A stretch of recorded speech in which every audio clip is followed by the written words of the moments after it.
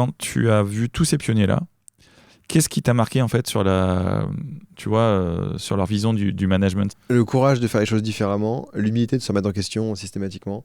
C'est que tu vois, j'ai vu d'autres boîtes. Là, on a parlé de boîtes connues, tu vois, Michelin, Cleantex, Inaero, non, mais c'est des boîtes qui, dans l'écosystème, sont connues pour être des pionniers, s'intéresser, être dans les conférences et les magazines sur les RH et tout ça. Okay.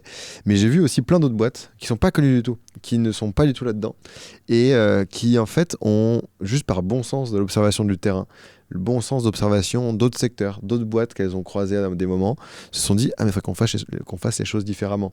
Je me rappelle de Atelier Tuffery, qu'on a filmé dans mon documentaire précédent. C'est une boîte qui fait des jeans dans les Cévennes, des vêtements en jeans. Et ils ont mis en place un tas de trucs, la polyvalence des compétences, beaucoup de transparence aussi, implication, autonomie à un point que les gens peuvent décider un tas de trucs qui n'est pas du tout en vigueur dans le secteur des couturières textiles.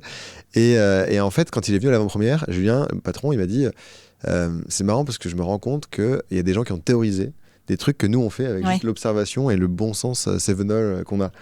Et je pense que c'est le point commun de tous ces pionniers, c'est le courage de faire des choses différemment de ce qu'on a appris à l'école.